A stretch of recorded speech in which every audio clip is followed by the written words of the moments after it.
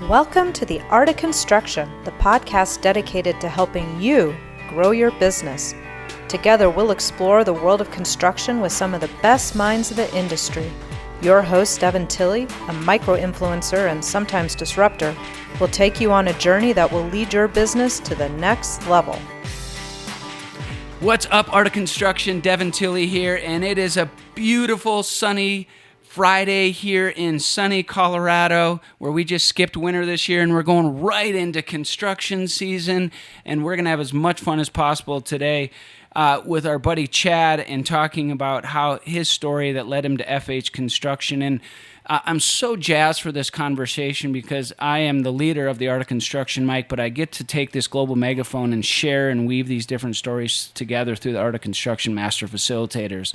And I'm in studio, eyeball to eyeball. Just met Chad 5 minutes ago in person for the first time. But boy, we had some cool pre-interviews, and we're going to set the stage here of how we got here. And the main message is that we're going to be talking about today is focusing on fit and recruiting from fit. And the subtitle is all about hustle, right? And accountability and getting that put together. And how do we hire and retain the right people to set this stuff up? And how does this benefit you is that I'm sitting here as a 46-year-old digital immigrant sitting between two very different types of people. My mentors that got me here that are analog first, and they're going to stay there to the end. And the other side of this thing are the digital natives that are reverse mentoring and really challenging us, whether shout out to Crystal and her Johnny 5 AI assistant pushing her, or the other side of the fence trying to buy out my business partners from owning this piece of real estate because they need to step back. Figuring this out is hard, right? And so we're going to talk about those two foundation of what we work on. The Art of Construction is blending on-site and off-site construction and getting the right health and shelter in our mindset and our lives as the foundation. And so on the pre-interview, Chad was talking about the dichotomy of being in the CEO boardroom and then going to the job site and meeting up with the trades. And they work with, he's been in high-end hospitals and different organizations of like really how to separate working on the business and working in the business or in construction of that kind of church and state, which is just a really challenging thing in figuring out how to drive efficiencies. So me as this 46-year-old digital immigrant, Chad is a little bit behind me at 39. Shout out to Elle, his business ops specialist, who the digital natives reached out to me through LinkedIn and did a great job. But then the key part of this whole conversation that you need to hear is that Elle said, can we have a quick phone call? Because Chad, as my leader, wants to get on your podcast because I did the research. He said, find the right podcast for me to be on and share our story. But what she did really well is she didn't just keep it in digital part. I put my phone number in there because I was driving and I need to be safe and not just doing social media stuff. She called me. I put my cell phone in there. She called me instantly. Then I said, send me an email, I'll get the net. 3 weeks later, we're doing the pre-interview. So we have to be moving fast to put this stuff together. So great job, Elle. And Crystal, who's working to set the stage. I was running a little bit late this morning and had a bunch of stuff from our leadership meeting, and I was doing all this. I walk in, and I was all stressed to get the podcast studio set up, and I walk in, and it was all done. Chad, how cool are we here to be sitting here having this conversation as leaders, but getting our teams to row in the same direction? And that's what we're all trying to figure out, right? So I'm super excited to learn your story through the Art of Construction lens. What do you say? Let's have as much fun as possible, get to know you and what FH is all about, and maybe give some guiding light to the digital immigrants in the middle like you and I figuring this gooey middle out, huh? Absolutely. All right, let's go. Chad, what's your favorite beverage? Favorite beverage, still probably a margarita. I'm still a margarita guy. Yeah. Is there any certain thing that when you're like, ooh, that makes a margarita, or that is just way off? Like, I think it's I mean it's honestly it's how much tequila's in it. That's really what it is. It's like the difference between a good margarita and a bad margarita is like, if it's too sweet and not enough tequila. So I think that's really it. That's so funny. As you learn how to be a professional partier, I think back in my college, and there's this guy's like, forget all this. Like, if we're gonna really drink well, we can't be putting all this sugar and all this junk in there. It's like the best tequila and just some lime, and that's the best margarita. Yeah, that's it. It's not that complicated. Very simple. Very simple. Awesome. Tell us about the favorite place you've traveled. I haven't traveled a whole lot. The place that I've gone to most recently that probably had the most impact on me was my mom and I went to Portugal late last year. We went to Lisbon and Porto for about a week, and it was just her and I, and that was probably one of the best trips that I've had. It was a lot of fun. So awesome. Give us one story from that. Man, there was a lot of stories from that. I think the most interesting thing about that was like, my mom and I obviously have known. I mean, my mom has been my best friend for forever, and I think that the best part about that trip was we really just got to connect and really kind of understand each other better as just friends rather than like us just being us like a mom-son relationship. And it also is like I have a daughter now that's 3, and I've seen, my mom kind of in a different light with my daughter now, which has been really, really interesting. And it's just made me realize like how I have benefited and like how thankful I am to have someone who's like just so incredibly caring, because I now I know exactly how she feels now having my daughter. So it was a fun time to just be able to just really kind of enjoy being with each other, and kind of there was nothing else there, right? It was just us in Portugal, and that's kind of what we just had a lot of really nice conversations. So. What a way to kick this thing off, because I think there's so much negative when we say analog and they're not going to move to a digital place. I question, should they? They should do what your mom just did, is reverse mentoring you how to be a better person and being better friends. What a cool story. But construction is messy, right? And our tagline of the MFers in construction, the master facilitators building better buildings, the story I want to kick this thing off with is we all got to take these golden nuggets from when you get to build a partnership and a relationship, whether it's 2 minutes on a screen or your whole life with your mom, is you got to take these nuggets that align with your tribe within the art of construction.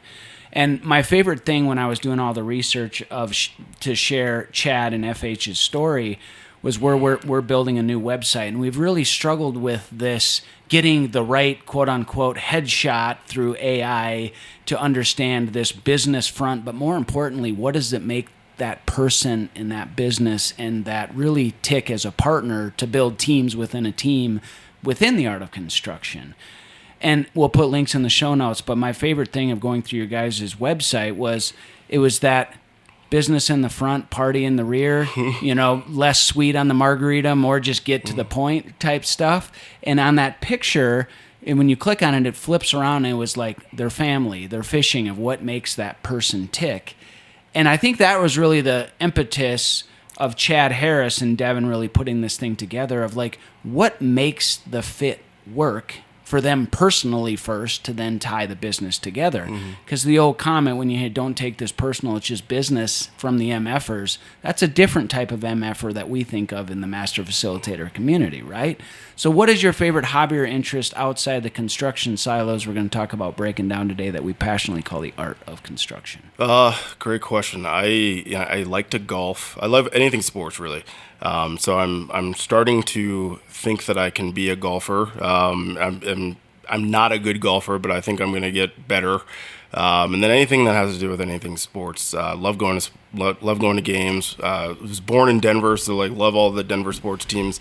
Broncos broke my heart this year. I think. Man, we thought we were going to get a trifecta. I thought, what are we going to get? Yeah, I'm like, it's like of the three teams, it's like Broncos, Avalanche, Nuggets. Well, I one of them heard has Chad to do it. Harris. I was like, which Chad Harris am I interviewing at the very beginning? Yeah, The Bronco. Yeah. So, but yeah, anything sports, golf, and just kind of spending time with family, friends. So Love that.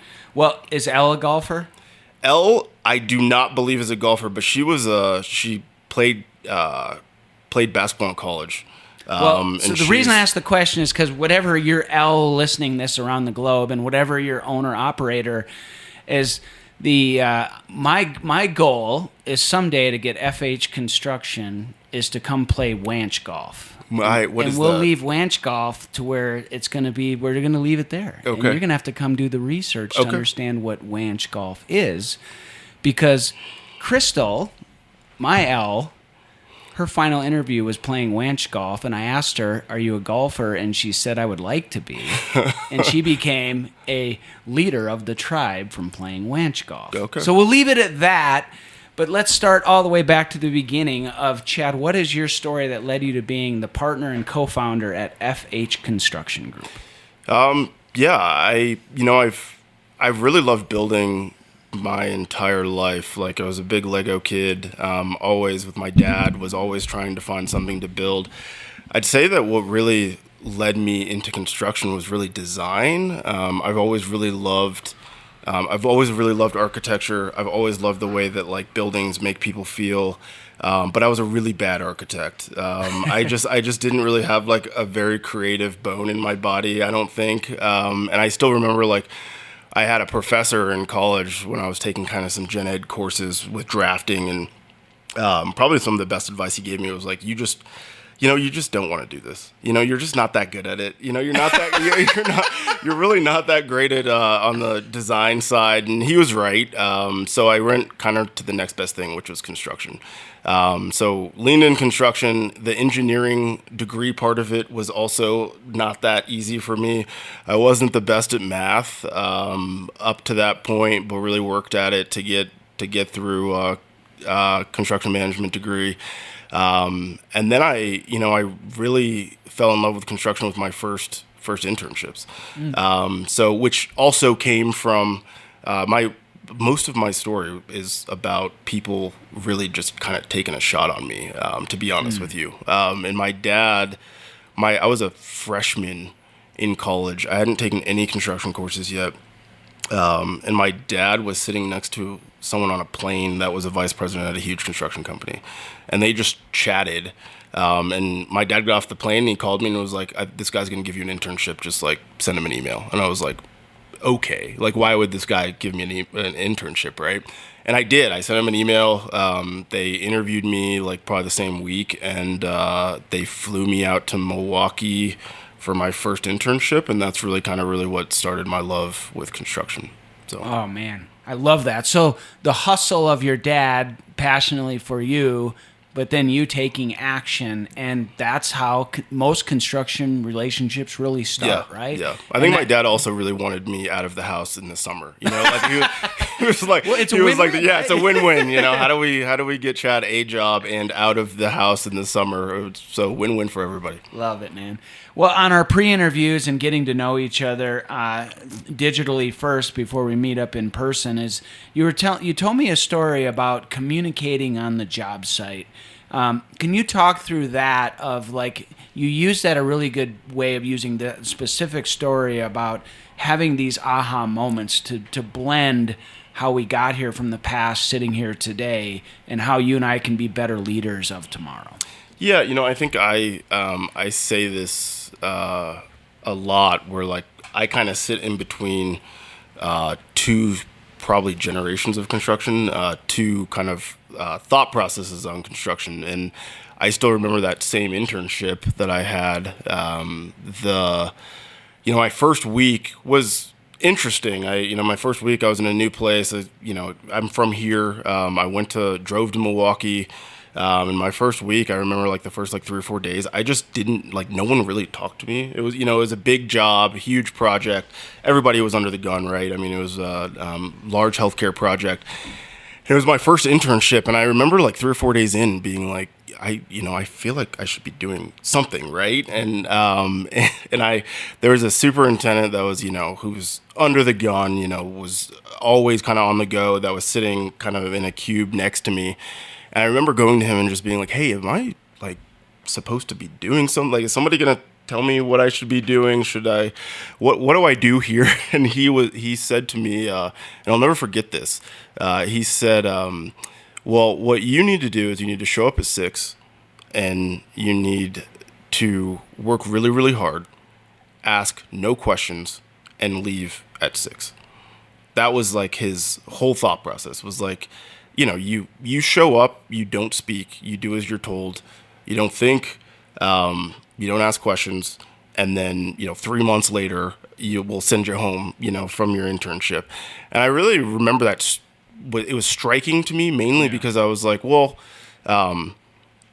so that basically means that you feel like you have all the answers, but I have to work really, really hard to get those answers out of you, right? Like, so like it has to be a privilege for me to be able to learn anything here.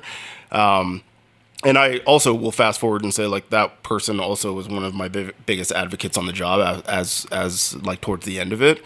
But I think, and I did actually have a conversation with him on like, what is that? Like, why is that the mindset, right? And it was because that's how he was taught, right? He was taught that you show up and you work really, really hard, and hopefully somebody eventually will kind of notice you and will take you under their wing and teach you things, and then maybe you can be in the position that I'm in, right? And I think that is just, it's so backwards compared to what I think the industry needs today. And I think the industry has changed a lot. Yep. But it could definitely change more compared to where we are today. Totally agree. And just tools like podcasting, where I was one of the OGs of like, wow, this is a great way to do the very thing you just said, instead of just, the whole cut your teeth on the job site, and maybe 10 years from now you can have a chance to talk with me, and 30 years from now you can have my job. But by the time you get there, you're worn out and you're crusty and you're tired. Yeah. And so like moving construction forward is really hard that way, of the phone tag way of just watching and then doing it from that person, and the whole train the trainer thing. There's a lot of tools out there now that we can do that differently, right?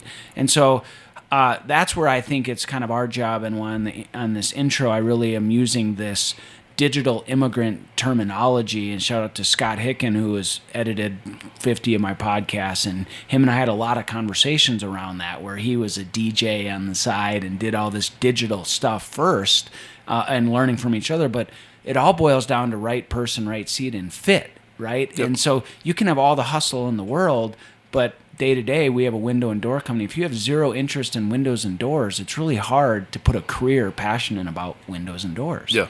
So you have to reframe the hustle and the fit to say, what do we actually do? Whether it's commercial, tenant finish, or windows and doors, it's, are you passionate about the art of construction, is what we're trying to lead on this global megaphone. So let's unpack a little bit here about how did FH come to be from your very beginning of the story. And I love how you say, I shut up and I listened, and I didn't burn the bridge. Fast forward, where this was a mentor, and we had that open and honest conversation, if I heard you right. Yeah. And so you're building these bridges, which can be hard to do in construction. But how did the name FH come to be, and how did you get this, and what kind of company, what's the structure like? Yeah, FH came to be, I think if we would like, we actually did this recently. My co-founder, Anthony, his name is Anthony Fasciano. So he's the F, and my name is Chad Harris. I am the H. So not very creative, I would say. We had we went back through our notes, our OneNote recently, and went through the thousands of names that we tried to come up with, and we went with the easiest one on the face of the planet. But that's really how it came to be, the name. I think the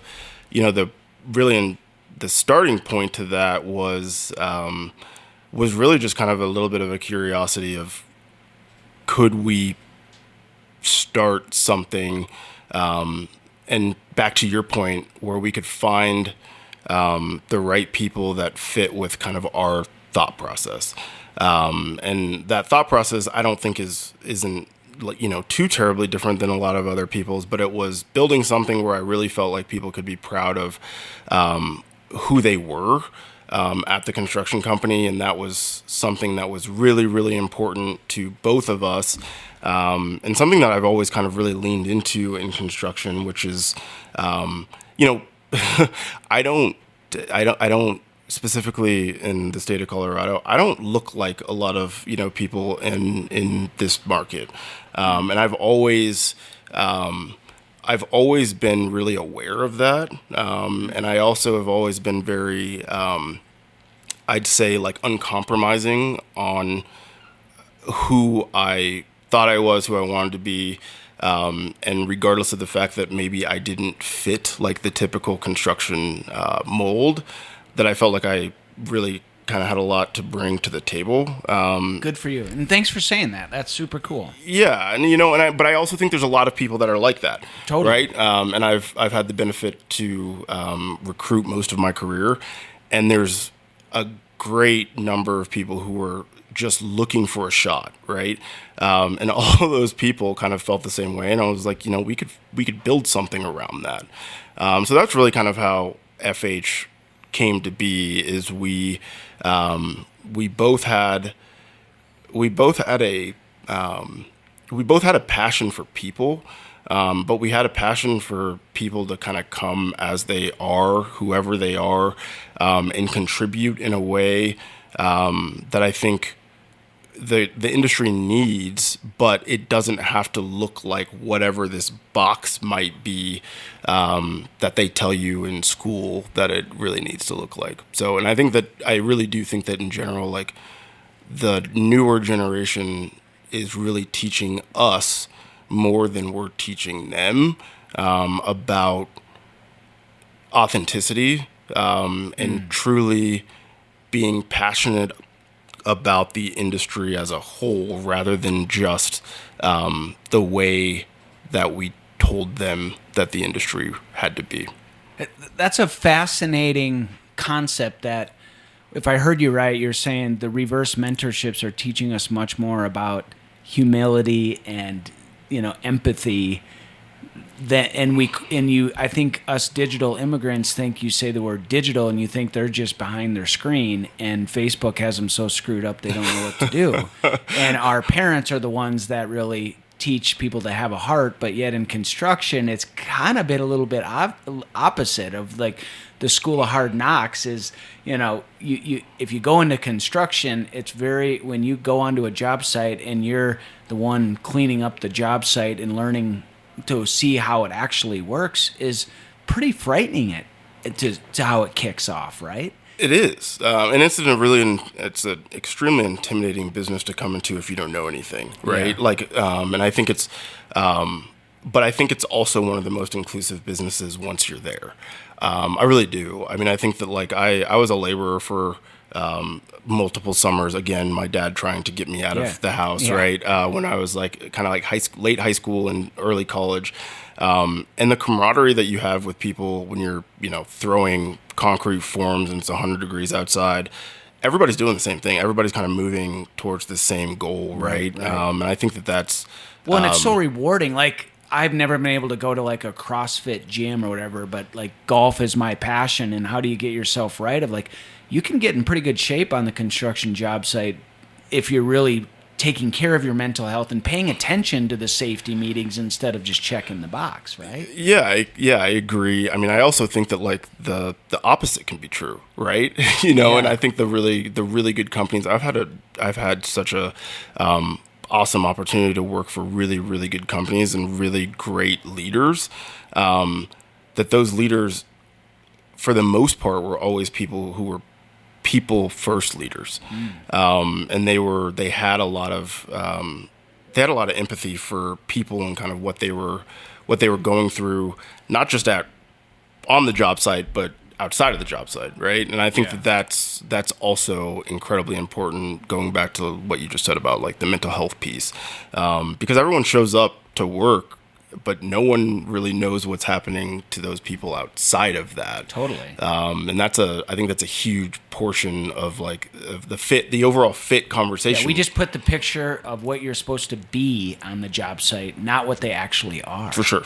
Yeah. And that's kind of going back to that flipping the mentality of like, it's okay to be vulnerable, and we're going to make a much better project at the end of the day, which is what I think when you catch the bug, for me, it's like, it's so cool to see the structures come to life. That's the reward of all this hard work, right? I'm curious. I want you to go. We're really big, and as we work towards, unpacking more to understand where FH can share its story in the art of construction, and then close this out of giving nuggets to help them grow their business. What tools are key for FH, and what tools are really fluff as you and I, as these digital immigrants, trying to figure this out, of just figure it out on the job site versus the digital model tells you everything what's supposed to happen on the job site? Yeah, that's an interesting one. I also think that there's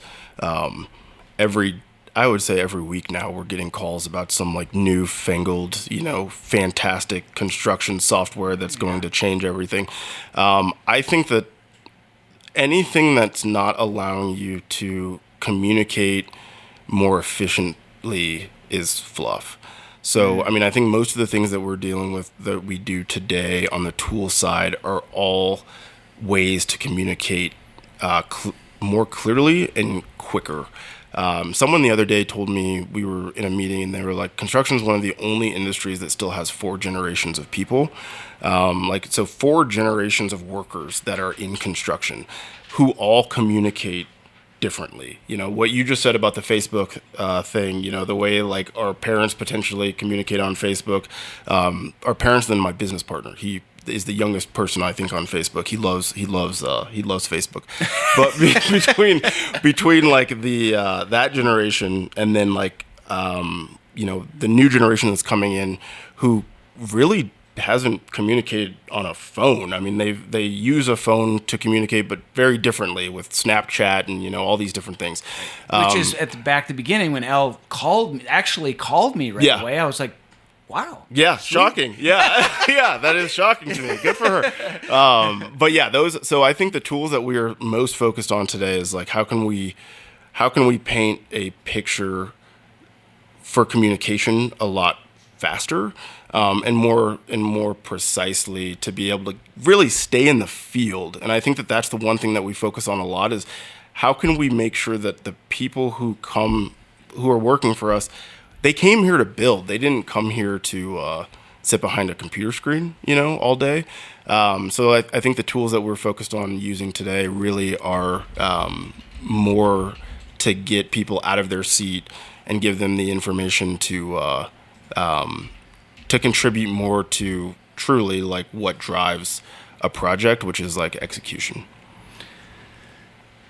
Very well said. I do have to give one plug to our official AI partner of Art of Construction, Humming Agent AI, and episode 383, AI in Small Business.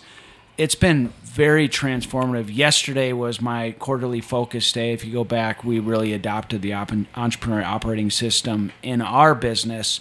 And yesterday we went into it and introduced, and I did a whole presentation through Sean Kircher and the team, where we're going to be releasing and doing all kinds of stuff around a builders roundtable. That's what I'm going to authentically pitch Tony about as a leader in this industry, to go play Wanch golf with Sean and put all this stuff together. But you first got to meet the people, the businesses, and the municipalities where they are. And that's why AI is so great if you're tying it into those 3 things of back to communication, right? And so yesterday was the first time. I've been doing these quarterly meetings for 10 years, and yesterday was the first time with a really practical purpose. We went into that and we recorded the whole meeting with a presentation in the middle about AI, and at the end I just said, give the notes back to my leadership team. If you're not paying attention and using those tools, you are going to be so left in the dust, because I like how you said the joke of, your business partner's probably the youngest using Facebook, because I think we've put people into brackets of only this person does Slack, and only this person does Facebook, and only this person does Builder Trend of these different SaaS and models that are really kind of broken. I think several generations may like or hate Facebook because it's used everywhere. Yep. You have to figure out what threads, just like you can't just be Ford or Chevy or just Microsoft or Google, right? You have to be different things. But AI, I'm anxious, but in the gooey middle of this thing, I challenge you to get involved of saying, well, you can't do all this stuff yourself. Just keep communicating to be a better business owner, but get the right help is what I'm getting at here. So I love you when you say the tools that are key are to help us better communicate throughout all of the different parts. I think I wonder what your thought process on like where AI is, I think of AI a lot now. We use it all the time, right? And it kind of reminds me of like BIM. I remember when like BIM came out, everybody was just like BIM, BIM, BIM, right? Now AI is going to obviously be, is going to take things in a lot of different directions, but what's your real thought process on where it's going to take? It's knowing and understanding your data, right? So you say the word BIM, it's just like I say the word modular back to you. Yeah. What do those things mean? Well, we call it system-built construction. You'd say, what does that mean? I say Wanch Golf, W-A-N-C-H. You say, what does that mean? None of it really matters until you get communication and bought into the building, the information, and modeling that. Modular, volumetric, system-built. It's blending the off-site and the on-site tools. And when I started saying this stuff, when I launched this podcast in 2012, I was interviewing a lot of early adopters like me. And as a business owner, you said we're getting inundated by just getting sold on how our lives are going to be easier. That's not how you make your life easier. For example, how do you use AI? Well, shout out to Sean again and Humming Agent AI. We just tweaked and rebuilt the whole Art of Construction website in a couple days that I just used the tool. When you say, what is BIM? I look and say 29 of the 389 episodes are talked about BIM. But BIM is not just a catch-all word. It's integrating of building connections for construction. These are titles of podcasts I've did around this. Episode 368. Demystifying EPCM, an integrated approach to construction. Embrace the power of prefab construction. Martian solutions to building better homes on Earth. Bridging architecture and AI. Overcoming struggles in technology and adoption. We could talk all day long about that, but it's back to your tribe within the tribe, right? So that's my take of AI is you better slow way down to move fast. And you better get your own large language model. You better get your own intellectual property. You better get your tense to where your set of data is understood and followed by all within your organization. Yeah. That's where we're at right now. There's no silver bullet that's just going to hit a button and AI, fix my business. Yeah. AI, hire the right people. That's not what AI does. What AI does is help the people be better people. For sure. I think it's going to, realistically, I think it's going to push. I've seen it work in two different ways, right? I've seen the adoption of those tools and people taking the information to communicate faster and better, right? Yep. And I've also seen it where like you take that information and people just regurgitate that information that may not even be correct, or they're not really focused on how that information is going to help them drive better solutions and results, right? And so I think going back to that it's a great tool that is going to be it's incredibly transformative, right? But it's also like, how are we using that tool to better our businesses, better the industry, better communicate? And I think that's going to be really Here's the deal of hundreds of podcasts. It all boils down to this.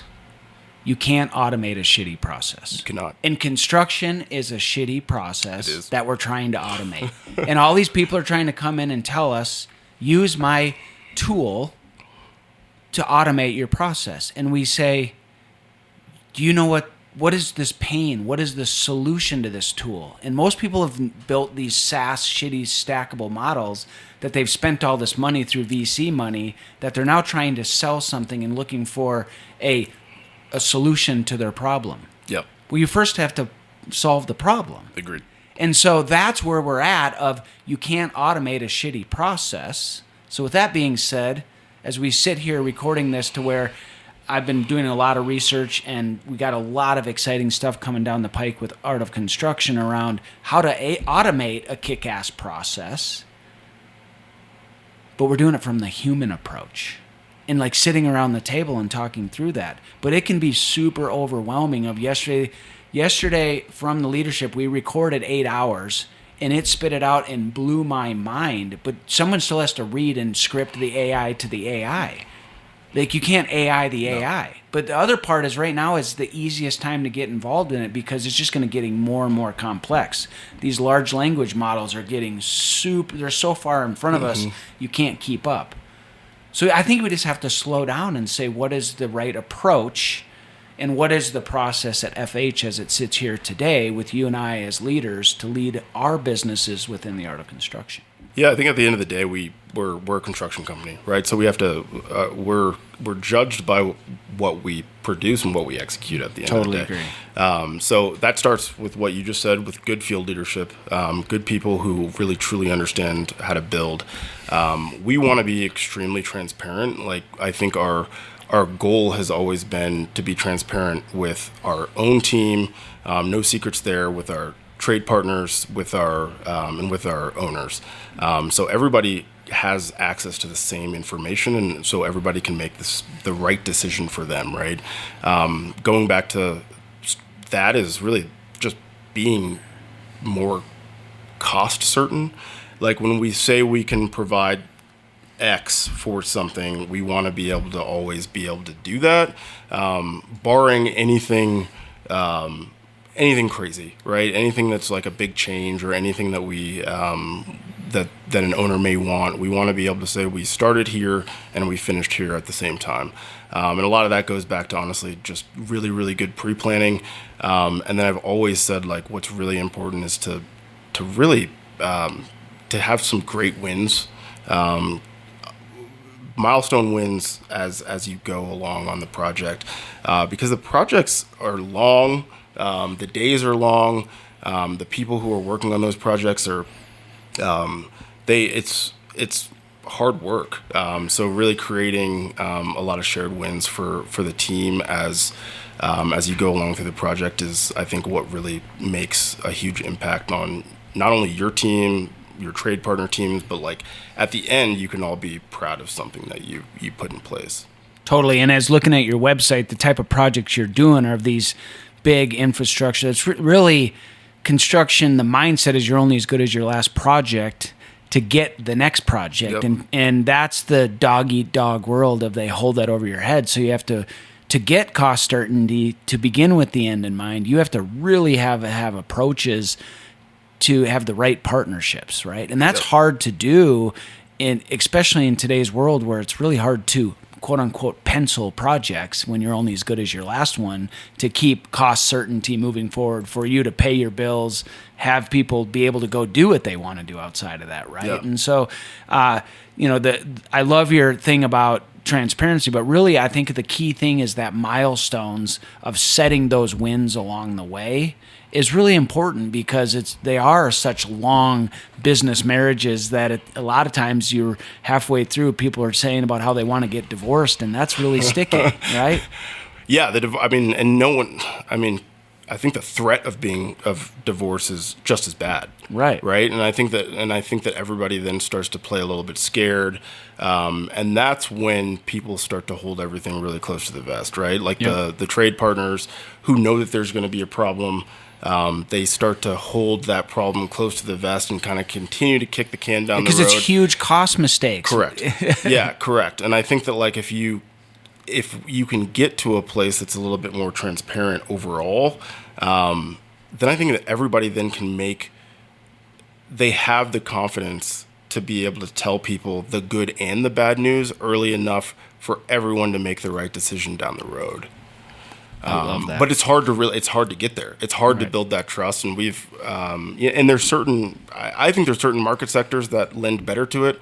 I mean, honestly, a lot of what we do today is really in the healthcare market, and I think that the healthcare market has been at the forefront of that trying to create those trust and transparent relationships because of how disruptive those changes can really be. Right. So and how specific the healthcare industry needs to be to weave all this stuff together, right? Correct. Yeah, 100%. So on your website, you have a part that says what sets us apart. And if you can just give us those bullet points quickly as we work towards closing this thing out. To me, they're the quote-unquote obvious ones, but I think we could just spend all day as business leaders just talking about these. And that's really, there is no silver bullet, but these are the things that why I wanted to have you on the podcast and have this conversation of what sets FH Construction apart from the other FHs around the world, and not the MFers around the world. I think a few of them are obviously I've talked a lot about our people. Yeah. I think the people is what everybody kind of stands behind in their company, and I also think that that's what drives your culture. And I think that that's part of fit. I don't think there's a bad construction company really to go work for. I've worked for a lot of really, really awesome construction companies, but their culture is determined by the people that they have there, right? Yeah. And that's that's the fit part of it. The growth that we really focus on at FH is we don't want anyone to be limited by their potential. I've always hated in my career when kind of people have told me to slow down, or you need more time in the saddle, or you need more time to do to be on this project 3 or 4 more times before you can or move. Put them in a box of you can't let them go. They want to go, and you say, no, this is our corporate structures. You have to sit here and do this. Yeah, you have to be here for another 5 years, right. And we don't do that. So I think like giving people the opportunity to have unlimited growth potential, and we've seen that now. So we've seen people who we've had a problem, and they have gone out of their way to go and fix it, and that wasn't part of their day-to-day job description, right? So I think that's been really, really fun to see. I think one of the things that people always ask me is the unconventional one. I think the unconventional one is, to me, is a value that I want people to be exactly who they are every single day, and come to the table with different solutions. Like I think Anthony always says, don't judge me for, my bad ideas, judge me for my good ones. And what that really means to me is like, let's just keep trying stuff. Let's keep trying it and figuring it out. Yeah, so I love that. Those are the things that I think really will drive our success. Cool stuff, man. Well, as this is for builders and affiliates to connect the right construction technologies and products to the right handshakes, what is your crystal ball for the future with technology and construction? I think it's connectivity, and I think that's probably if we can figure that out. I think, and everybody's trying to figure that out. How do we connect all of our systems together? How do we connect the schedule to the quality, to the cost, and get everyone on the same page with communicating from design all the way through completion? And that's been something that's so difficult to do in construction.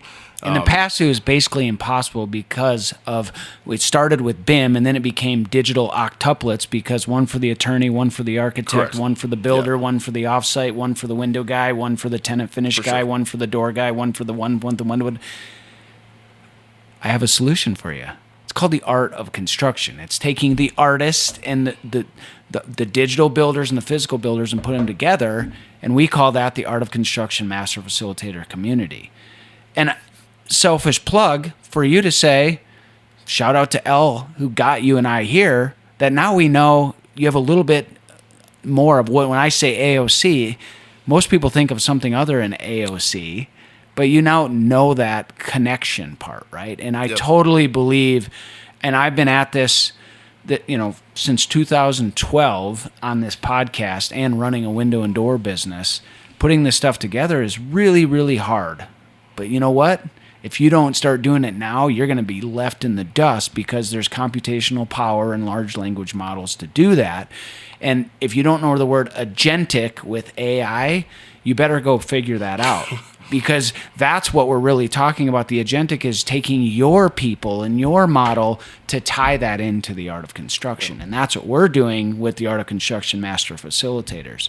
With that being said, what is that one thing you want to leave our builders and affiliates in and out of the Art of Construction threads to think about to go out there and crush it and grow their business? Yeah, I still think that this is one of the coolest industries that's out there. I think I have the benefit every single day of learning from whether it's from somebody who is really, really incredible at pouring concrete, or somebody who is in a boardroom who operates at a large large healthcare facility. Every single day I learn something new from someone different, and I think we have to get people to want to stay in the industry because it is so incredible. And to do that, I think we as leaders have to get better at doing the things that they would want to stay there for. Totally. Which is really, I think, a lot of ways just allowing people to find the way that they fit with the company better rather than consistently trying to drive. It's really people who build buildings, not companies. So how do we keep those people in the industry? It's by focusing on them rather than the company first. Totally agree. And we'll end it with this of get around the Builders Roundtable. Art of Construction has the Master Facilitators community for that, for leaders in different groups wherever you sit. Or I think about Brent Wall, who we just recorded his podcast, and they're all coming out in these global and timeless fireside chats. Brent, he goes, "Oh, Devin, I'm going to use that when you said, dang, Brent, you're making foundations sexy again." And he's like, "Whoa, foundations are sexy?" I was like, "Yeah, the way you're doing it prefab, and it's now just this connected kit of parts to people who can build better buildings and blend on-site and off-site construction. I commend you for taking your 25 years of working in unions and big commercial stuff and putting that together to solve a problem. Those are the connected kit of parts that we really need to put together." And I totally agree with everything that you said around that of like, construction is such a badass industry that's got such a bad rap right now. But with all of these new tools, man, we can crush it together. So join in and let's go have as much fun as possible. What do you say, Brent? Yeah, absolutely. Awesome. Thank you so much for coming in and sharing your story. We're big fans, and we'll be cheering you on and see where FH goes. And circle back if you're in Colorado, and we'll put all the links to the show notes. If you need healthcare and commercial needs, FH is a great tool for you within the Global Megaphone. Crush it out there, tribe.